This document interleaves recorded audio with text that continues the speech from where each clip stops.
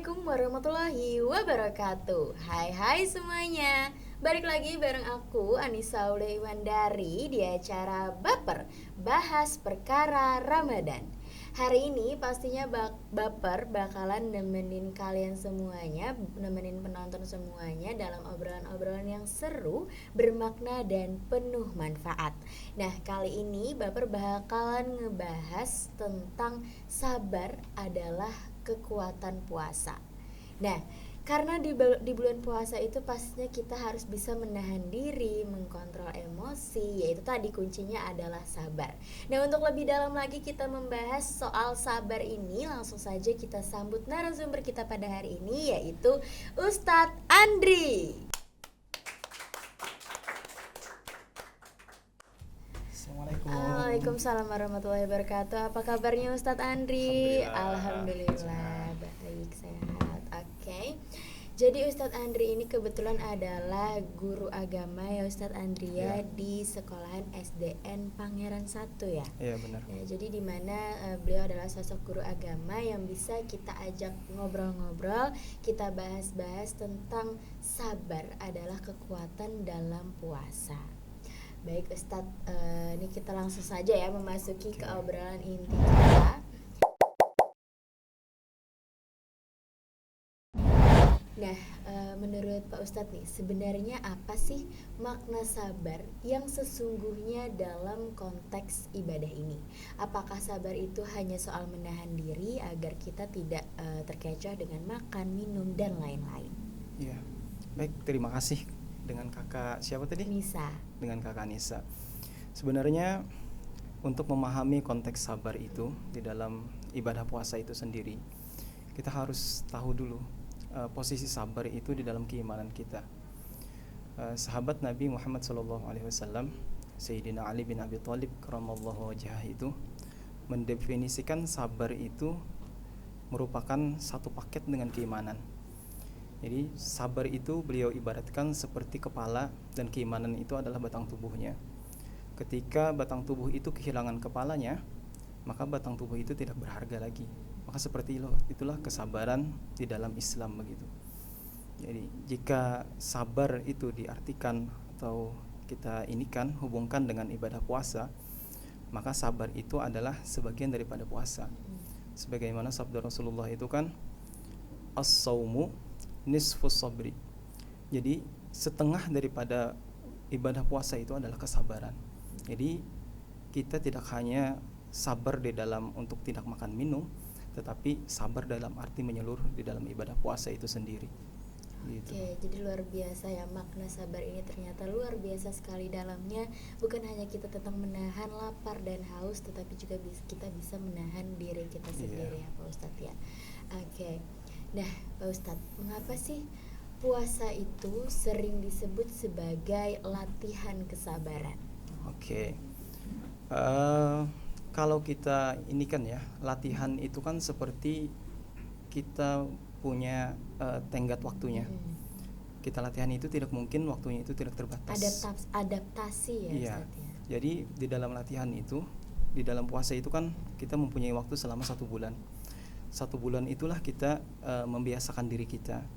Sebagaimana misalkan nih kalian yang muda ini kan misalkan nge-gym atau latihan main musik, itu kan ada waktunya tuh. Jadi untuk membiasakan diri dengan tujuan yang ingin kita capai, makanya puasa itu menjadi sarana di dalam kita melatih kesabaran kita sendiri. Jadi setelah latihan itu, harapannya ada tujuannya adalah membiasakan diri kita setelah puasa itu. Bisa nggak kita menginternalisasi atau membiasakan nilai sabar itu selain di bulan puasa itu sendiri. Jadi sarana latihannya itu adalah di bulan puasa itu, bootcampnya gitu. Dan setelah bulan puasa hendaknya tuh kita mengamalkan itu juga ya Ustadz ya. Bukan hanya di bulan puasa saja, tetapi setelah di bulan puasanya juga ya Pak Ustadz ya. Masya Allah. Jadi hendaknya nih ya teman-teman Baper semuanya, kita belajar sabar, belajar menahan diri bukan hanya di bulan Ramadan, tetapi juga di bulan-bulan lainnya juga, di kehidupan sehari-hari juga. Karena ibaratnya di bulan Ramadan ini kita seperti latihan ya Ustadz ya. Lalu kita bisa mendapatkan ilmunya, bisa mendapatkan jadi dirinya itu adalah setelah di bulan Ramadan. Setelah bulan Masya Allah, Ramadan. tabarakallah. Oke.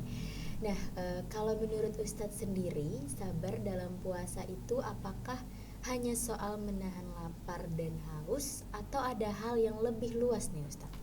Oke, jadi puasa itu sendiri bukan hanya kita menahan dari hal yang halal, baik itu makan ataupun minum. Karena Rasulullah SAW bersabda, "Rubbama sha'imin ma laysa lahu min siyamihi illa al-ju'i wal 'atash."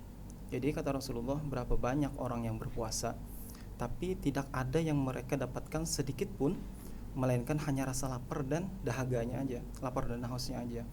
Dari sabda Rasulullah ini bisa kita pahami bahwa esensi dari puasa itu tidak hanya menahan atau bersabar daripada tidak makan dan tidak minum, tapi lebih dari itu.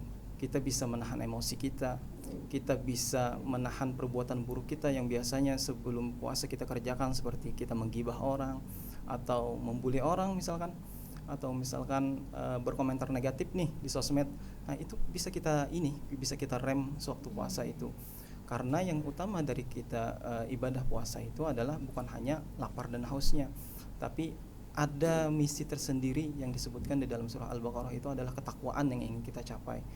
Nah, ketakwaan itu internalisasi nilai kita adalah menahan diri kita, menahan hawa nafsu kita dari segala hal apapun yang bisa membatalkan puasa dan segala hal apapun yang bisa mengurangi pahala puasa kita.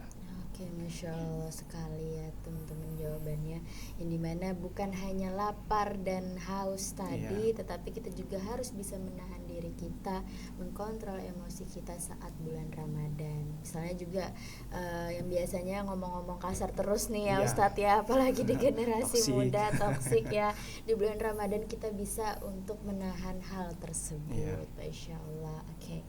Nah, dalam kehidupan sehari-hari nih Ustadz, situasi apa yang paling sering menguji kesabaran saat kita sedang berpuasa? Oke, sebenarnya sih hal tersebut bisa kita ini kan ya, setiap hari itu sebenarnya di bulan-bulan puasa, di luar bulan puasa itu. Contohnya nih, kita lagi buka Instagram atau TikTok atau sosmed lah yang lain, ngelihat nih kita postingan yang memancing emosi. Kadang kita itu langsung mengetik nih komentar yang negatif dengan kata-kata yang memang itu dilarang oleh agama. Ini lo kayak gitu. Itu ada salah satu penerapan sabar sebenarnya, yang sebenarnya kita jarang menerapkan itu, yang sebenarnya hal itu mudah aja. Ketika kita melihat postingan yang memang memicu ingin kita berkomentar negatif seperti itu, ketika kita berhenti untuk nggak jadi deh, aku lagi puasa. Nah, sebenarnya itu kan rem kita itu di puasa itu. Jadi puasa itu secara tidak langsung adalah menjadi self control bagi kita. Remote controlnya di tangan kita sendiri nih. Kita mau mengurangi nilai pahala dari ibadah puasa kita, itu kita sendiri yang memutuskan, atau ingin mempertahankan pahala tersebut dengan tidak berkomentar negatif atau membuli begitu.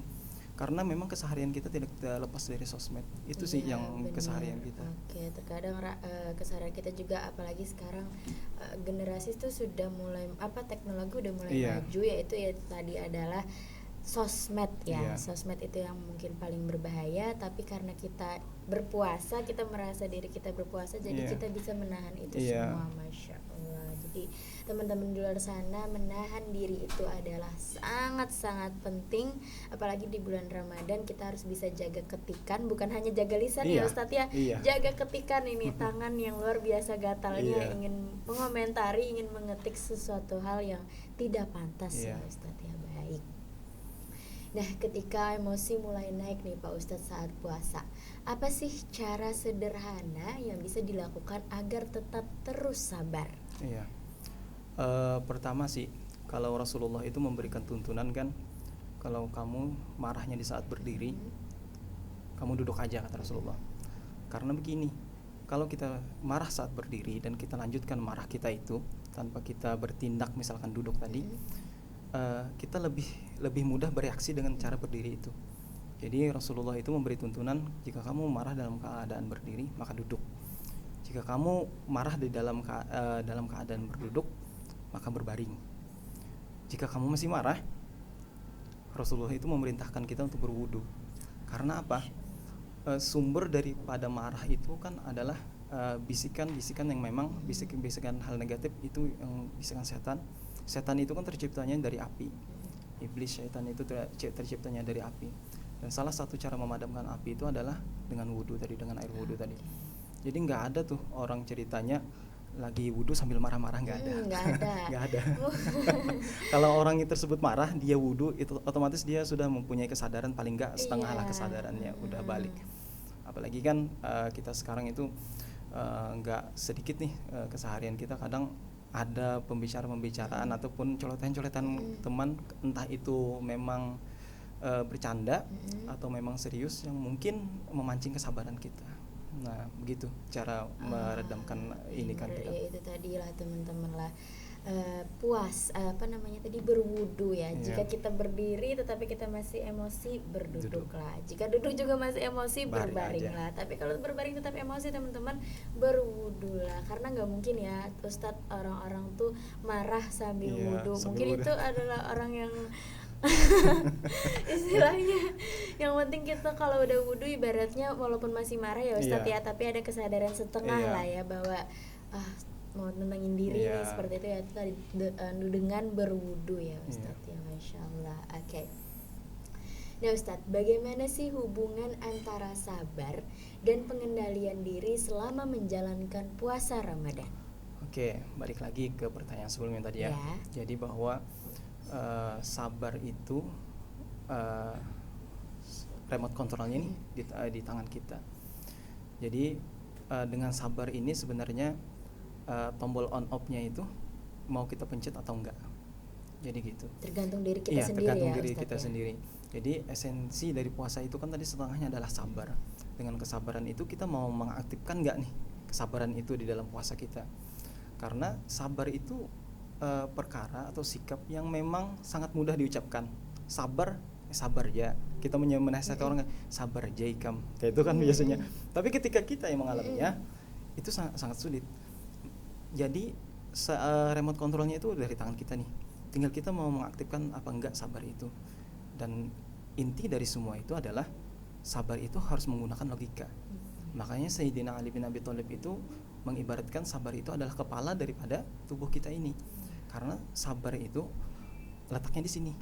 Jadi ketika seseorang itu memainkan logikanya, dia tidak akan mungkin mudah marah. Misalkan ada orang ini membuli dia atau dengan lisan lah misalkan. Kalau kita bahasa Banjar, kamu ini kada bungas ya gitu. Kalau kita berpikiran pendek, otomatis aku sarik nih, marah. Tapi kalau orang berpikiran panjang, dia mau mengatakan ikam itu kada bungas, kamu jelek. Dia yang mengatakan jelek itu, aku tidak akan bertambah jelek. Kan seperti itu. Jadi diam aja dia. Bahkan kalau kita lebih lanjut memahami ini Kak, ketika dia mengatakan kita jelek dan kita diam, otomatis pahala-pahala yang dia miliki akan Allah transfer kepada kita. Dosa malah yang dosa diberikan kepada orang yang bilang kita jelek. Harusnya kan kita berterima kasih ya. Nah, terima kasih ya, terima kasih ya sudah ngomong aku jelek. Transfer nih, pahala, gitu. Udah transfer pahala, ada transfer dosa aku, kamu ya seperti itulah. Tapi kebanyakan dari kita adalah tidak memainkan logika seperti itu. Kita selalu pengennya emosi terus nih Ustadz ya. Sumbu pendek lah. Pengennya marah terus. Kenapa sih kamu ngomong aku kayak gitu? Kurang ajar ya Ustadz ya. Kebanyakan seperti itu. Padahal kalau kita mungkin hendaknya kita main logika itu enak ya Ustadz. Main logika itu akan membuat kita lebih chill, lebih santai lebih lah seperti tenang, santai aja. Malah kadang orang gedek kalau orang ngatain kita malah nggak ngelawan. Berhenti sendiri dia. Luar biasa sekali guys tentang sabar ini ya. Nah, menurut Ustadz, apa dampak positif yang bisa dirasakan seseorang jika berhasil melatih sabar selama bulan puasa?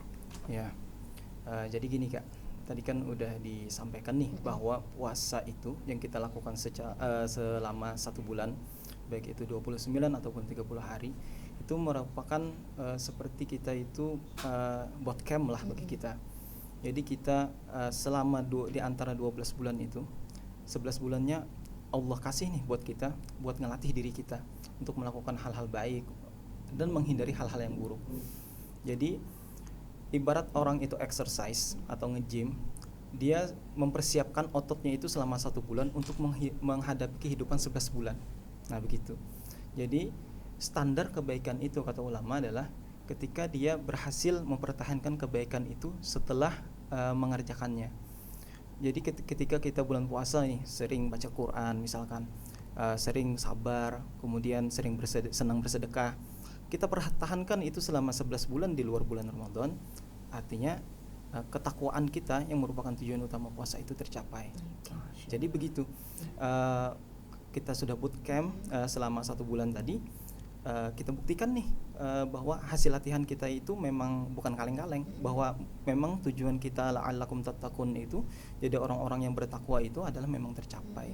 Masya Allah, jadi itulah luar biasa ya besarnya untuk diri kita jika kita bisa melatih sabar tersebut. Nah, Ustadz, sebagai penutup nih Ustadz ya, nggak kerasa kita udah di penghujung obrolan di hari ini. Apa pesan Ustadz nih yang ingin Ustadz sampaikan ke penonton Baper, ke pendengar juga agar tetap semangat belajar sabar dalam bulan Ramadan? Oke, baik. Untuk ini ya orang-orang yang belajar ya, siswa-siswi, bahwa rubah dulu mindsetnya dirubah dulu. Kita puasa itu kan memang lelah, ngantuk, itu pasti semua orang merasakan. Sekalipun itu ulama atau siapapun itu, pasti merasakan lelah dan mengantuk itu. Tapi di situ ada ujiannya. Orang puasa, tidurnya orang puasa itu bisa mendapatkan pahala, apalagi belajarnya. Kan begitu. Kita harus melakukan sesuatu kebaikan itu harus secara maksimal. Jika kita nih misalkan ada orang bagi-bagi uang di kelas nih, guru masuk ke kelas, kata guru yang bersangkutan, siapa yang hadir di saat pembelajaranku akan mendapatkan uang 100.000, walaupun dia tidak belajar, cuma hadir.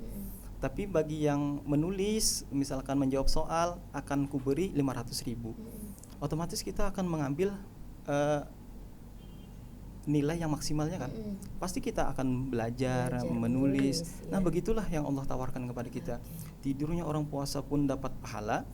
Apa kita cuma mau tidur aja dengan pahala yang sedikit? Kan? Iya, pasti kita ingin menambah pahala lebih banyak lagi. Cuma memang pahala itu kan tidak bisa kita lihat secara langsung. Itulah ujian kita, ujian menguji keimanan kita, bahwa itulah yang harus kita buktikan sebagai seorang muslim dan orang beriman, bahwa memang janji Allah tentang pahala dan balasan itu nyata. Dan yang terpenting di dalam kita mengimplementasikan sabar di dalam puasa itu adalah tujuan utamanya tadi adalah la'allakum tattaqun, agar kita menjadi orang yang bertakwa. Dan satu ayat yang memang mungkin semua orang hafal, innallaha ma'as sabirin, Allah itu bersama orang-orang yang sabar. Maknanya memang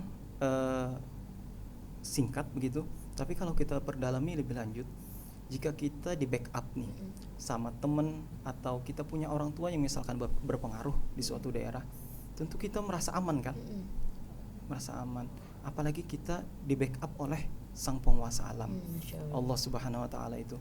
Jika Allah itu berjanji di dalam Al-Quran, Allah bersama orang-orang yang sabar, lalu siapa lagi yang kita harapkan untuk kita membackup kita? Sang Penguasa Alam selalu bersama kita begitu.